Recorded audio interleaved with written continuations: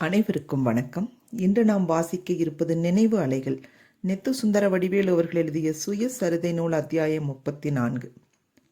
நான் கல்லூரியில் முதலாண்டு படிக்கையில் வேதனையான நிகழ்ச்சி ஒன்று நடந்தது.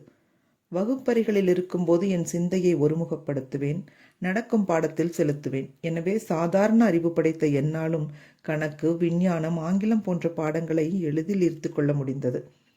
சில வாரங்களில் பாடங்கள், தேர்வுகள் பற்றிய அச்சம் அகன்றுவிட்டது. சினிமா பார்க்கும் பழக்கமும் இல்லை. ஆகவே பெரும்பாலும் இரவு 9 மணிக்கே உறங்கிவிடுவேன். விடியற்காலை 5 மணி வரை அயர்ந்து உறங்குவேன்.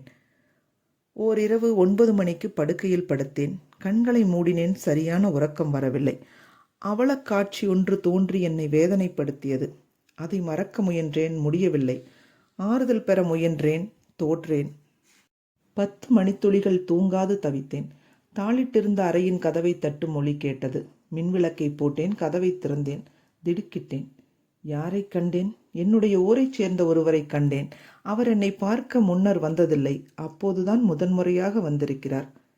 ஏதோ அசாதாரணமான நிகழ்ச்சி நடந்திருக்கும் என்று அஞ்சினேன். வாங்க சித்தப்பா, ஊரில் தாத்தா எப்படி இருக்கிறார் என்று பதற்றத்தோடு கேட்டேன். சித்தப்பா முறையாகிய மாணிக்கம் நாற்காலியில் உட்கார்ந்தபடியே, நான் ஊருக்கு போய் நாளாயிற்று. மளிகை கடை சாமான் வாங்க கொத்தவால் சாவடிக்கு வந்தேன். போகிறாய், வடிவேலுவை பார்த்து விட்டு வா என்று அண்ணன் சொன்னார். அதனால் திடீரென வந்தேன். நேரமாகிவிட்டதால் ஓட்டலில் சாப்பிட்டு விட்டு வந்துவிட்டேன். காலையில் 6 மணி வண்டிக்கு போகப் போகிறேன். அதுவரை இங்கே படுத்திருக்கலாமா என்ற கேள்வியோடு தம் பதிலை முடித்தார். என் கட்டிலில் இருந்த சமக்காலத்தை வாங்கி தரையில் விரித்தார். ஓர் தலையணையை பெற்றுக்கொண்டு படுத்தார். விளக்கை அணைத்துவிட்டு நானும் படுத்தேன். ஊருக்கு வா வடிவேலு, ஊருக்கு வந்து நாளாகிறதாமே. காலையில் என்னோடு வா, அடுத்த நாள் காலையில் திரும்பி வந்து விடலாம். ஒரு நாள் விடுமுறை போதும் என்றார் என் சித்தப்பா. என்னிடம் ஒழிக்காதீர்கள் சித்தப்பா, தாத்தா இறந்து போய் விட்டார்.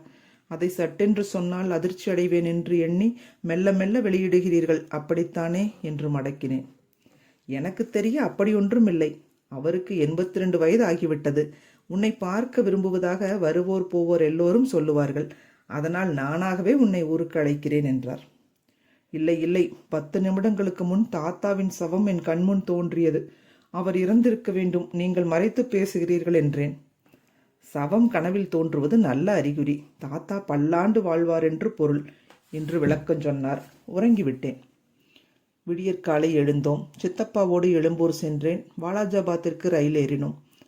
பாலூர் புகைவண்டி நிலையத்தை தாண்டிய போது சித்தப்பா மெல்ல செய்தியை அவிழ்த்தார். தாத்தாவின் உடல்நிலை நன்றாக இல்லை, வயதாகிவிட்டதே, எப்படி இருக்குமோ என்று நினைத்து உன்னை அழைத்து வர என்னை அனுப்பினார்கள் என்றார். பல்லை கடித்து கொண்டு அவருடன் பயணம் செய்தேன். வாலாஜாபாத்தில் இறங்கினோம். வழிநெடுகச் சேரும் தண்ணீரும். எனவே வாடகைக்கு வரும் ஒற்றை மாட்டு வண்டிக்காரர்களும் எங்கள் ஊருக்கு வர மறுத்துவிட்டார்கள். சித்தப்பாவும் நானும் 4 கல் தொலைவு நடந்தே சென்றோம்.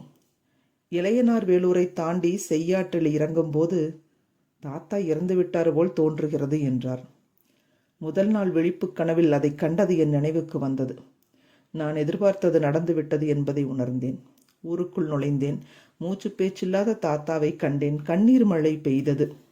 என்னை செல்லமாக வளர்த்தவர், மாலை நேரங்களில் கட்டாயப்படுத்தி வெந்நீரில் குளிக்க வைத்தவர், பக்கத்தில் உட்கார வைத்து கொண்டு கை நிறைய வீட்டு நெய்யை பெய்து உண்ணும்படி வற்புறுத்தியவர், திங்கள் தோறும் காஞ்சிபுரத்திற்கு வந்து என்னை அழைத்து கொண்டு கோயில்களுக்கு சென்றவர், கோயில் பிரசாதங்களை வாங்கி உண்ணச் செய்தவர், காசு பணம் அடிக்கடி கொடுத்தவர்.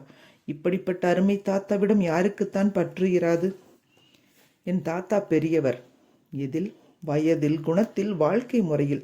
82ஆம் வயதில் இறப்பதற்கு 2 நாள்களுக்கு முன்பு வாலாஜாபாத்திற்கு நடந்து சென்றார். ரயிலேறி காஞ்சிக்கு சென்றார். கோயில்களில் கும்பிட்டார். மாலையில் திரும்பி வந்தார். ஒரே நாளில் அந்த வயதில் 8 கல் நடந்தார். இருப்பினும் களைத்து படுக்கவில்லை. அடுத்த 2 நாள்களும் வழக்கமான வாழ்க்கை. பிற்பகல் 4 மணி போல் திண்ணையில் உட்கார்ந்து நண்பரோடு பேசிக் கொண்டிருந்தார். அமைதியான பேச்சு. அதற்கிடையில் அப்படியே சாய்ந்தார். நண்பர் பதற்றத்தோடு நிமிர்த்தினார். மூச்சு நின்றுவிட்டது. தாத்தா சண்முகம் மறையும் போது எடுக்க பிடிக்க சொல்லி யாருக்கும் தொல்லை கொடுக்கவில்லை. தாத்தாவின் வாழ்வு எளிதாக இருந்தது போல் முடிவும் எளிதாக இருந்தது. அதிதிகள் அகாலத்தில் வந்தாலும் தம் வீட்டில் உணவில்லாவிட்டால் உறவினர்கள் வீட்டிற்குள் உரிமையோடு நுழைந்து அங்கிருக்கும் உணவை கொண்டு வந்து பரிமாறிய தாத்தாவை இழந்தால் எளிதில் ஆறுதலாகுமா? திட்டுக்கு திட்டு அடிக்கு அடி என்னும் கொள்கையை ஒதுக்கிவிட்டு எல்லோரையும் பொறுத்து எல்லோருக்கும் இயன்ற உதவிகளை செய்த தாத்தாவின் குருதி என்னுள்ளும் அப்படியே இயங்க வேண்டும் என்னும் அவா துக்கத்தோடு போட்டி போட்டுக்கொண்டு பொங்கிற்று. தொடர்வோம். அலைகள் ஓய்வதில்லை.